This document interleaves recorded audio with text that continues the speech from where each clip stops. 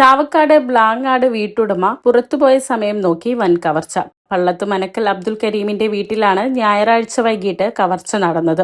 5.5 പവൻ ആഭരണങ്ങളും അലമാരയിൽ സൂക്ഷിച്ചിരുന്ന പണവുമാണ് നഷ്ടപ്പെട്ടെന്നാണ് പ്രാഥമിക വിവരം.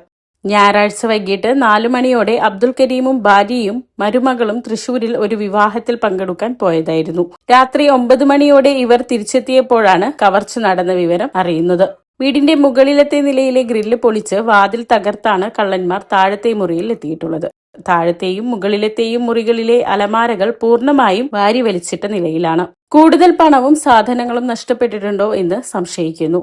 അന്വേഷണത്തിന്റെ ഭാഗമായി പോലീസ് നിർദ്ദേശപ്രകാരം വീട് ഇപ്പോൾ താൽക്കാലികമായി അടച്ചിട്ടിരിക്കുകയാണ്. അതിനാൽ നഷ്ടപ്പെട്ട സാധനങ്ങളുടെ കൃത്യമായ വിവരങ്ങൾ പൂർണ്ണമായി ലഭ്യമായിട്ടില്ല.